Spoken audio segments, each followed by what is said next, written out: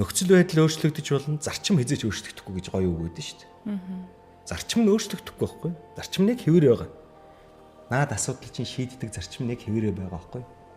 Хиний асуудал ер нь хүний зовлон хүнийхээс том гэж байдгүй шүү. Одоо шийдвэл 10 жилийн хүүхдүүд хичээл хийх даалгавар нь за цалингаа тавих гэж байгаа бизнес эрхлэгчдийн хайж байгаа 20 сая төгрөг ч юм уу 200 сая төгрөг тэ эдийн засгийн хямралаас өнөөсний өмнө унсан Монгол улсын ерхий сайдын асуудал бүгдээрээ яг нэг л стресс байдаг байхгүй.